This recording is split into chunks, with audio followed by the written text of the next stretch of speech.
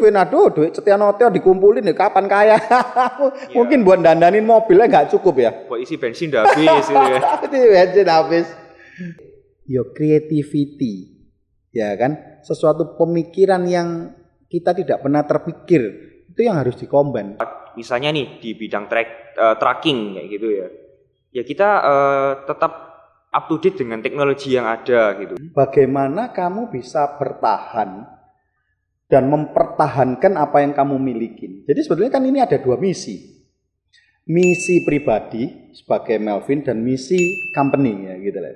Siapa sih yang membuat Melvin Tenggara jadi orang yang seperti ini?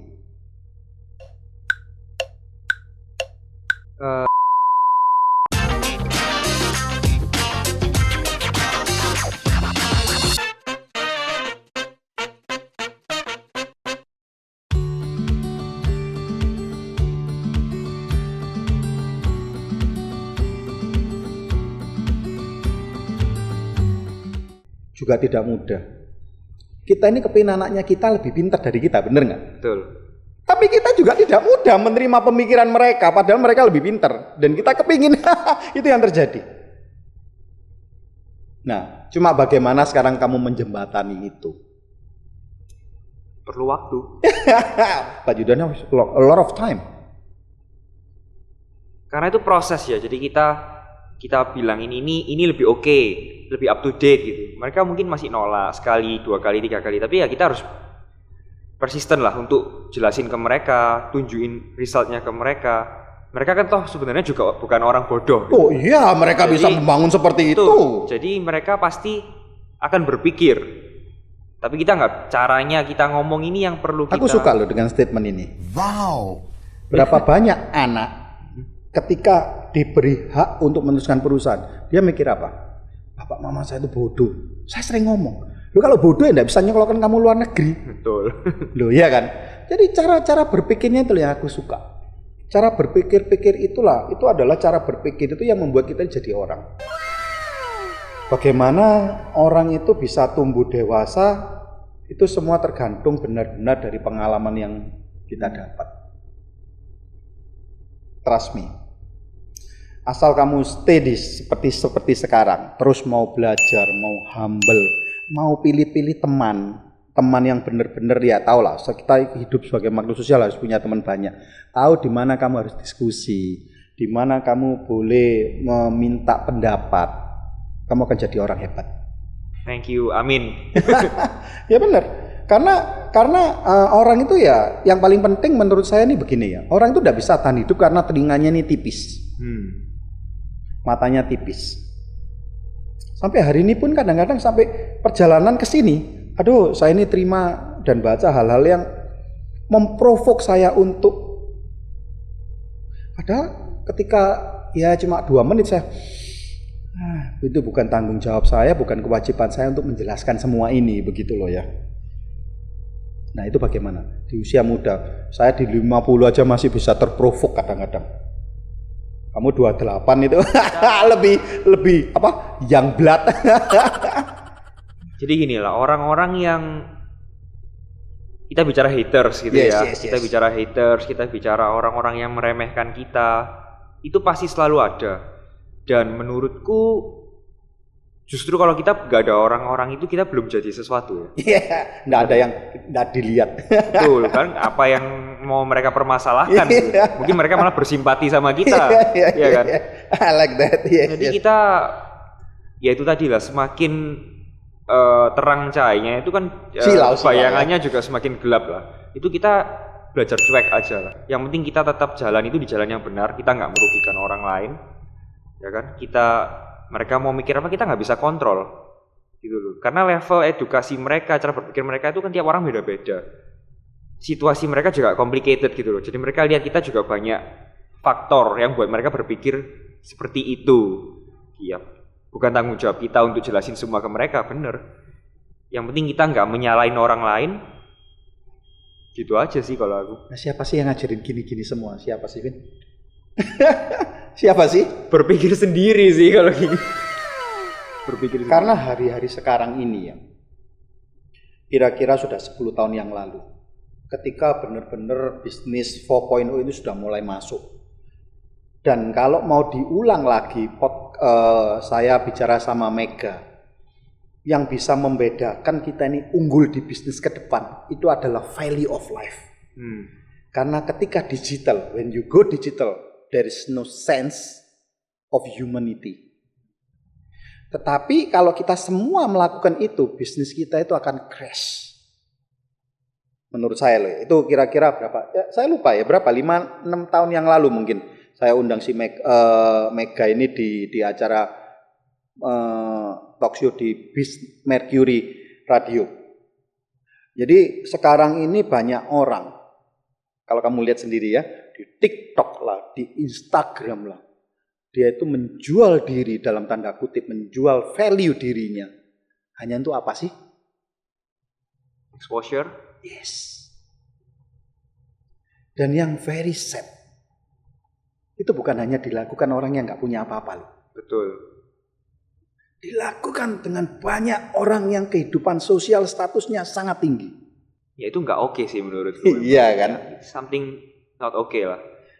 Kalau dari kacamata Melvin, seseorang yang masih umur 28 tahun, why they doing that? Except untuk exposure gitu ya. Apakah ada mungkin dari keluarga, enggak ada attention? Jadi mereka cari attention di tempat lain gitu ya. Jangan-jangan gitu ya. Itu yang aku berpikirnya begitu. Tapi nggak tahu, mungkin dari kacamata seorang Melvin kan beda juga ya. Aku sih nggak begitu paham ya. Cuman karena aku sendiri nggak gitu. Jadi aku nggak mengerti kenapa mereka melakukan itu. Tapi most likely dari penilaianku itu tuntutan sosial sih emang. Jadi mereka merasa lebih jadi something. Pengen diakui gitu ya. Betul, mereka butuh pengakuan, teman-temannya lebih respect dan lain-lain. Padahal itu untuk reach itu mereka tuh sering untuk nggak natural, fake, gitu kan ya. Mereka fake it, yang penting faking. Iya. Faking. Iya kan, mereka bukan sesuatu yang sesungguhnya. Mereka atur itu. Contoh nih, mereka liburan, padahal mereka nggak liburan, atau foto orang lain dipakai, itu kan banyak banget caranya ya. Oh iya, berapa tahun yang lalu kan jadi kasus heboh ya. Betul, itu banyak banget kan. Atau orang sekarang posting mobil, posting baju-baju mewah atau apa, something yang bukan punya dia, punya orang lain, itu demi pengakuan-pengakuan seperti itu sesuatu yang menurutku nggak sehat sih. Pasarnya mungkin ya dia harus pindah ya, yang harus dipuaskan ini ya. Semua kan ada targetnya, sayangnya dia masuk target market yang seperti itu. Bagi kita orang yang berpikir sama, frekuensinya sama, melihat itu you are funny gitu loh ya. Yeah, what for? Iya, funny dalam quote-nya gini, full. Ya kan, bukan funny cute gitu loh ya. Jadi mungkin aduh, ngapain sih kamu mesti kepingin mendapat pengakuan dari orang-orang yang seperti itu begitu loh. Padahal kalau di level-level yang berbeda atau di orang-orang cara berpikir yang berbeda, kamu nggak ngapain-ngapain itu lebih elegan mungkin ya. Iya, jadi that's why kalau aku sendiri ya, kan aku sering nih ada orang banyak yang ajak buat konten atau apa. Aku bilang, kadang teman-temanku kan, kalau kontennya ini aku merasa isinya oke, bukan untuk cari panggung, bisa menyebarkan pesan yang positif atau inspiratif, edukatif ke orang lain, dan waktuku kebetulan lagi ada, I don't mind. Gitu. Karena itu menurutku bagian dari misi sosialku lah untuk itu. Wow. Tapi kalau untuk buat konten-konten yang penting viral untuk yang konyol-konyol begitu kan ya. nggak oke sih. Ya karena semua itu terus terang ya. Saya tuh sering ngomong sama anak saya. Buat kamu kepingin dikenal orang sebagai apa? Betul. Kalau sebagai badut, marketmu ya orang-orang yang suka badut itu. Betul. Bagaimana you are gonna profiling yourself gitu loh ya. Dan itulah yang kadang-kadang, maka itu saya sering ngomong, aduh hari-hari sekarang ini ya, kalau ngeliat lagi di luar negeri, negara semakin maju, you know what, angka anak bunuh diri itu tinggi loh, seperti di Jepang, ya, itu negara yang orangnya tidak siap mentalnya, jadi orang harus dipaksa sebagai robot, sudah tidak ada lagi sense of humanity. Tingkat stresnya tinggi sih. Baru kemarin malam juga ada orang, aku buka Q&A kan sometimes di Instagram gitu. Kadang aku terima pesan kayak, orang merasa dia feeling suicidal gitu. Nggak, mental health-nya nggak oke sih. Jadi aku nggak kenal mereka secara personal gitu. Cuman kadang aku terima pesan kayak gitu ya aku cuma bisa encourage dari Instagram kayak gitu kan. Ya aku selalu menyampaikan, maksudnya banyak masalah, tapi kita tuh jangan untuk masalah yang temporary ini kamu ngambil keputusan selfish yang efeknya tuh permanen gitu loh. Dan aku selalu encourage mereka kayak hidup kamu tuh bukan cuman punya kamu gitu loh, itu juga punya orang-orang yang sayang sama kamu, teman-temanmu dan keluargamu yang udah raise kamu seperti itu. Jangan jadi loser lah untuk kita kabur dengan cara kayak gitu. Itu kan penting, menurutku itu selfish, ada sisi selfishnya di sana. Iya. Dia itu cuma memikirkan aku selesai, udah game over, aku nggak pikir apa-apa lagi. Dia nggak mikirkan orang-orang yang ditinggal sama dia kan gitu ya. Jadi aku nggak paham sih kadang-kadang kenapa orang sampai seperti itu gitu loh. Melvin, di episode Survival Talk ini banyak berbicara dan berusaha terus mengingatkan untuk menggunakan sosial media ini Anda harus menggunakan penuh tanggung jawab. Karena apapun yang kita post, ini pernah saya bahas ya. Ketika orang itu lagi down dan feeling untuk mengakhiri hidupnya gara-gara postingan kita tidak kenal sama orang itu, tapi orang itu follow kita, dan akhirnya dengan statement kita akhirnya dia mengakhiri hidupnya, itu kita dosa loh. Betul. Itu saya pernah sampaikan supaya orang ini lebih bijak menggunakan sosial media, karena sosial media itu akan masuk menggempur langsung pikiran sadar kita, langsung dia itu akan masuk di pikiran bawah sadar kita, dan itu yang akhirnya mengambil orang keputusan, oh ini saya benar harusnya. Dulu waktu awal-awal sosial media aku main Instagram kayak gitu-gitu, aku belum berpikir terlalu panjang soal ini. Aku lebih seenaknya aja sih dulu ya, waktu masih awal-awal. Aku ngomong apa yang aku mau tanpa aku jaga. Kadang aku nyerang orang juga kalau orang nyerang aku. Tapi as time goes on aku lebih berhati-hati sih, karena aku sadar ya itu tadi impact-nya itu kadang kita nggak predik sampai sana gitu loh. Jadi lebih ke arah lebih baik yang di-share sesuatu yang positif aja lah. Ya, dan lagi yang paling konyol ya, sekarang lagi viral dan banyak dilakukan di TikTok. Mungkin kamu tahu ya, ini kalau mau ngebut di jalan tol ini giginya 1, 2, 3, kalau sudah 5 masih nggak mau lebih kenceng, kamu masukin ke R. R ini artinya racing, mobilmu bisa lebih kenceng. Kalau lebih ingin kenceng lagi, tarik ininya tuasnya. Ini kan orang itu nggak sadar. Ketika sometimes dia nyetir, itu bisa dilakukan tuh. Nah itu kayak begitu-begitu itu loh ya. Dia mikir itu this is funny gitu loh ya. Mungkin market TikTok ya, karena aku bukan fan of TikTok sih, nggak pakai TikTok, tapi aku lihat TikTok banyak banget video kayak gitu. Iya, gila ya. Itu mungkin kelasnya TikTok seperti itu. Tapi disinilah cermin dunia mungkin, dan dia benar-benar lebih cepat famous daripada Instagram loh. Ya. Sampai diperebutkan antar dua negara kan sampean. Instagram kan enggak. Karena trafficnya, audiensnya itu ya kelasnya. Ya apalagi zaman stres sekarang ya, hiburan yang benar-benar luar biasa ya. Mereka juga nggak punya kontrol untuk itu kan. Instagram kan lebih ketat kayak gitulah. Jadi beda kelas lah kita ngomong sebetulnya. Ya kayak gitu-gitu itu. Aduh, oh my god, aku sampai lihat what you thinking gitu loh ya. Kalau ada kejadian gara-gara ini, karena ketika orang nggak ada nih orang lihat Instagram atau lihat TikTok itu bentengin diri. Aku jangan gini, aku jangan. Kan kebanyakan kita santai. Ketika santai, pikiran bawah sadar kita ini benar-benar menyerap lebih kuat daripada pikiran sadar kita gitu loh ya. Ya semoga lah dengan adanya Survival Talk ini, adanya orang-orang yang melihat Melvin sendiri di usia muda yang jauh lebih bijak dan bermain sosial media lebih bijak sebetulnya. Iya kan? Harus ya ini apa ya? Panggilan hidup mungkin ya. Seperti yang kamu lakukan kan? Saya sangat appreciate apa yang kamu lakukan beberapa bulan lalu yang dengan Bu Risma ini ya. Wow. Itu ya, charity itu ya. Iya. Teman-teman kok mau ya? Mau apa ini? Mau ngikut semua?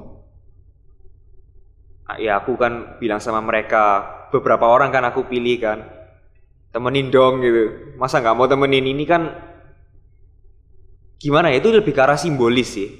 Itu ya, jadi waktu itu ceritanya gini, Bu Risma juga ingin menunjukkan kalau Surabaya ini kota yang Pancasila. Kita ini semua tuh bersatu, ada pandemi gini. Siapapun kamu. Semua kalangan, latar belakang apapun itu kita tuh bersatu untuk melawan pandemi ini, membantu Pemkot, membantu masyarakat yang membutuhkan. Gitu sih. Itu sebabnya kenapa beliau juga waktu itu ngundang, ada siapin kan untuk parkiran. Sebentar, inisiatifnya siapa dulu? Siapa menghubungi siapa? Apa Pemkot menghubungi kamu? Atau? Jadi gini, aku emang tiap tahun selalu ada kegiatan untuk charity. Oke. Jadi aku kan ada buat nih yang t-shirt yang 81XMT itu emang aku jual bukan untuk cari cuan, untuk yang terkumpul kita charity. Kebetulan yang untuk tahun ini 2020 ini ya ada kontak dari beliau, dari Pemkot hubungin saya lewat sekretarisnya dan lain-lain. Ya aku bilang oke, karena menurutku ini konsep mereka oke gitu loh. Mereka ingin menunjukkan yang tadi kita ngomong, Surabaya ini Pancasila dan lain-lain, rukun, ya kan, beda sama kota-kota sebelah lah, kayak gitu.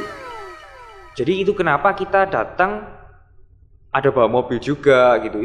Itu aku juga banyak dikritik orang, dan yang kritik adalah orang tua-tua. Ya, jujur aja, karena mereka kan banyak susu gitu ya. Mau nyumbang aja gitu. Ngapain lu bawa mobil kayak gitu?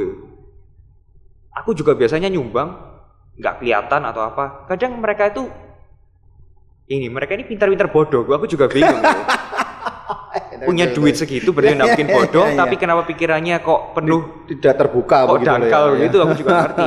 Kalau aku cuma nyumbang aja, aku suruh sopir aku bawa Alphard isi barang-barang itu lalu drop di Pemkot, pesannya nggak akan tersampaikan. Atau bila perlu trukmu keluarin ya. Betul. Pesannya tidak akan tersampaikan. Iya benar, dia nggak tahu esensinya apa. Betul, itu yang kenapa mereka nggak bisa terbuka di sana. Mereka mikir nggak perlu ini kayak gini. Menurutku itu perlu. Itu membantu mengikis kesenjangan sosial, mengikis isu rasisme dan lain-lain gitu loh. Benar, artinya kan semua simbol itu sekarang perlu loh kadang-kadang. Justru karena orang-orang seperti mereka yang nggak terbuka ini yang membuat masalah-masalah berpuluh-puluh tahun ini semakin tidak terkikis gitu loh. Masih kadang-kadang selalu mereka berpikir salahnya itu dari luar, padahal dari kita nih yang bikin masalah. Betul, sehingga kenapa? Respon orang luar seperti itu terhadap kita. Exactly. Iya, ya itu pada waktu tahun 97-98 pernah saya bahas ini. Saya melihat sendiri bagaimana perilaku orang-orang itu di dalam pesawat. Saya sampai ngomong kadang-kadang negara kita jadi seperti ini ya gara-gara kalian ini gitu loh. Yang selalu merasa hebat, kaya raya dan semuanya gitu. Betul. Ya mungkinlah ke depan lah sekarang dengan adanya sosial media. Kalau saya itu beberapa waktu yang lalu itu ngobrol sama Pak Chandra nih. Apakah ini nih cerminan dunia dari sosial medianya, dari tontonannya yang konyol-konyol ya itu mungkin ya orang-orang yang lihat itu ya konyol-konyol, maka itu senang tontonan konyol begitu loh ya. Ya semoga lah, karena zaman sekarang itu suka atau tidak suka, propaganda itu penting. Hal bagus pun kalau dipropagandakan dengan cara yang terbalik, yang bagus akan jadi jelek, demikian juga yang jelek, ya kan? Nih terakhir nih, ngobrolnya seru sama Melvin. Ini benar-benar the most eligible bachelor in Surabaya kan? Penasaran nih, coba tak tanyain. Profil seperti apa nih? Kira-kira kalau mau cari istri. Jadi nggak usah ngomong cari pacar lah. Cari pacar itu temporary. Istri itu masa depan. Profil yang bagaimana? Karena nih, ya suka atau nggak suka, siapa sih yang nggak mau jadi sama Kevin? Bener gak sih? Gini sih, kalau aku yang penting dapet cewek ini nggak males ya. Nggak males. Nggak males. Oke, yang you males-males, cantik tapi males, pilihannya dua. Tetap males, nggak dapat Melvin atau cepet berubah? Gak males, lalu diajak ngobrol itu nyambung. Jadi aku bisa discuss tentang aku mau bangun ini menurut kamu gimana. Jadi dia pemikirannya oke gitu ya, bukan jadi nggak bodoh. Oke. Oke. Jadi buat apa cantik kalau males dan bodoh? Bisa stroke aku. Iya. Karena semua orang cantik akan nggak cantik pada waktunya kan, jadi ya. Iya, kalah sama gravitasi ya. Betul. Molor semua. Betul. Ingat itu, yang cantik akan tidak cantik pada waktunya loh ya. Jadi ya menurutku itu tadi sih, mentality, pemikiran, lalu integrity itu kayak gitu, itu lebih penting. Kita jadi cari yang cocok. Ya, cantik itu bonus mungkin ya. Cantik itu bonus. Jadi bonus. Nggak boleh malas, nggak boleh bodoh. Apalagi? Mungkin ya di summary cari yang cocok aja sih. Jadi kita cari yang kita kalau ngobrol tuh cocok gitu ya. Iya, kadang-kadang begini loh ya. Kamu pernah baca nggak lah? The Curse of Beautiful Lady. Jadi apalagi kalau di Amerika itu paling konyol ya. Jadi ada stereotip bahwa blonde itu mesti bodoh. Ya tahu ya. Jadi dengan asosiat kebanyakan orang cantik itu nggak pinter. Jadi saya pernah baca artikelnya. Ada hal yang tidak bisa kamu dapat di dalam kehidupan ini, Win. Ini menurut buku yang saya baca atau artikel.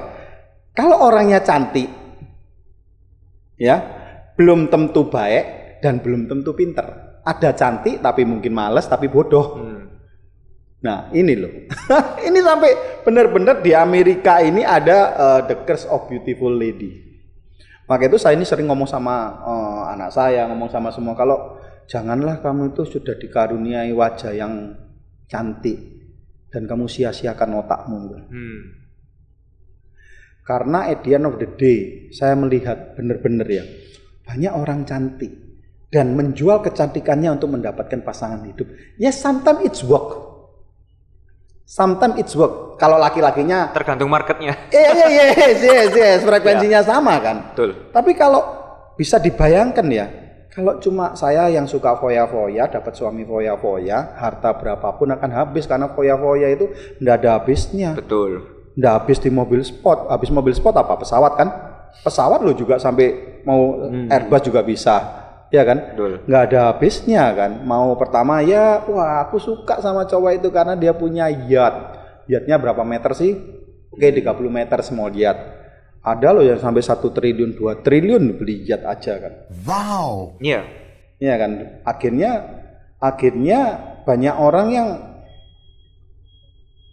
nggak sadar itu dan ngambil jalan pintas. Ya udah nggak apa-apa dah, yang penting aku cantik gitu loh ya. Cocok dalam arti gimana? Cocok dalam arti itu karena sebagai ibu rumah tangga, ini saya dulu ini pernah ngalamin ya. Mama Chang itu dulu adalah seorang yang benar-benar ibu rumah tangga. Di awalnya klik basic aja dia nggak ngerti. Saya ngomong sama dia, Dir, kalau kamu bodoh, yang kasihan siapa? Anak-anak. Betul. Why? Iya, dibesarin sama mama bodoh.